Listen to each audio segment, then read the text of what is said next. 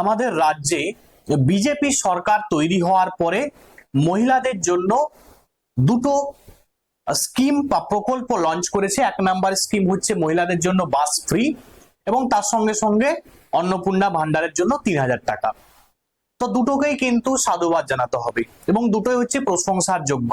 But কিছু জায়গায় রাজ্য সরকারের যে নির্দেশিকা, সেই নির্দেশিকাকে মান্যতা না দিয়ে কিছু বাস কন্ট্রাক্টর, বিশেষ করে সরকারি যে বাসগুলিতে মেয়েদের জন্য যেখানে ফ্রি ঘোষণা করা হয়েছে, সেখানে কিন্তু রাজ্যের মহিলাদের একাংশ, সমস্ত মহিলা নয়, মহিলাদের একাংশ কিন্তু অভিযোগ তুলছে। কি অভিযোগ তুলছে? তোমরা সোশ্যাল মিডিয়া খুললেই দেখতে পাবে রাজ্যের বিভিন্ন ভিডিও বানাচ্ছে এবং ভিডিও বানিয়ে দেখাচ্ছে যে বাস কোন রকম ভাবে থামছে না। কোন একটা স্টপেজে যখন দেখছে 2-4 জন মহিলা আছে, তখন কি করছে, ওইখানে কিন্তু কোন রকম ভাবে সরকারি বাস সেখানে কিন্তু দাঁড়াচ্ছে না। সব জায়গায় নয়, কিছু কিছু জায়গায় এই সমস্যা কিন্তু ধরা দিচ্ছে।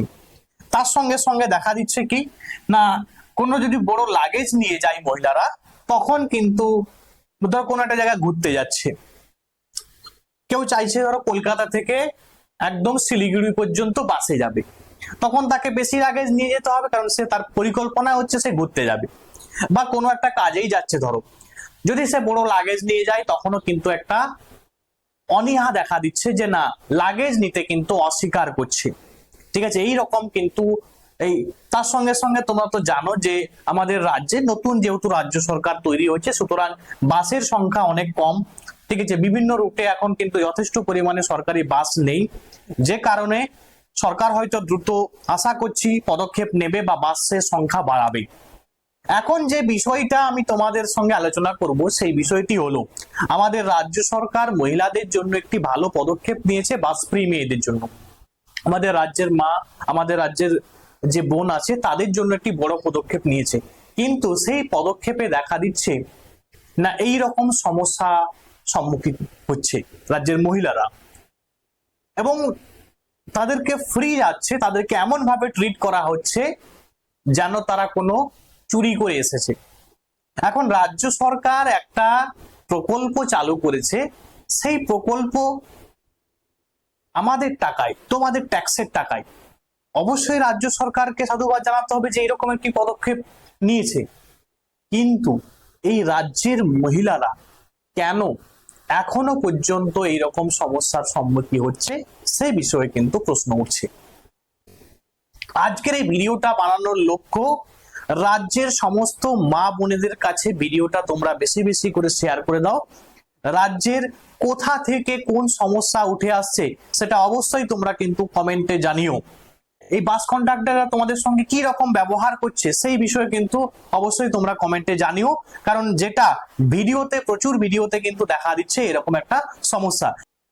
এবারে আমি চলে আসি রাজ্যের সমস্ত বাস কন্ডাক্টরদের উদ্দেশ্যে কিছু কথা বলি। দেখো, আমাদের রাজ্য সরকার যখন একটা স্কিম লঞ্চ করেছে, সেটা কোন রকম ভাবে আপনারা কিন্তু রাজ্যকে বদনাম করার চেষ্টা করবেন না, বা রাজ্য সরকারকে যাতে মাথা নোয়াতে হয় সেরকম কোনো কাজ করবেন না। আপনাদের সরকার কিন্তু একটা বাজেট কিন্তু নিশ্চয়ই রেখেছে এর জন্য, এবং সরকার কিন্তু তার জন্য কিন্তু টাকা প্রদান করছে, সেটা কিন্তু আপনাদের পকেট থেকে কিন্তু দিতে হচ্ছে না। তাহলে কেন এই মহিলাদেরকে তুলতে আপনাদের অসুবিধা? কি সমস্যা আছে আপনাদের? তো আশা করছি এই ভিডিওটা তোমরা বেশি বেশি করে শেয়ার করো।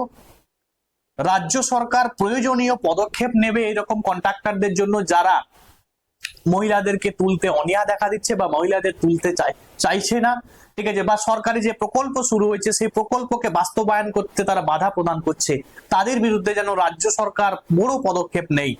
এবং তোমরা অবশ্যই তোমাদের মহিলাদের যারা আছো, তোমাদেরকে যারা এরকম করছে, তোমরা অবশ্যই কিন্তু সেই বাসের ছবি তুলে সেই বাসের নাম্বার সহ তোমরা কিন্তু সোশ্যাল মিডিয়ায় পোস্ট করো, এবং আশা করছি রাজ্য সরকার দ্রুত পদক্ষেপ নেবে এবং এই যত বাস কন্ট্রাক্টর আছে যারা এইরকম কাজ করছে তাদের বিরুদ্ধে বড় পদক্ষেপ নেবে। আবার বলবো, ভিডিওটা রাজ্যের প্রত্যেকটা মহিলা কাছে পৌঁছিয়ে দাও, যাতে তাদের যে সমস্যা আছে তারা তুলে ধরতে পারে, এবং তার সঙ্গে সঙ্গে এই ভিডিওটা একদম রাজ্যের প্রধান শুভেন্দু অধিকারীর কাছে, রাজ্যের মুখ্যমন্ত্রী শুভেন্দু অধিকারীর কাছে পাঠিয়ে দাও, যাতে তিনি ব্যাপারটাকে কঠোর হস্তে দমন করেন এবং যে সমস্যা দেখা দিচ্ছে সেই সমস্যার যেন সমাধান হয়। আজকের ভিডিওটা এখন পর্যন্ত। Thanks for watching.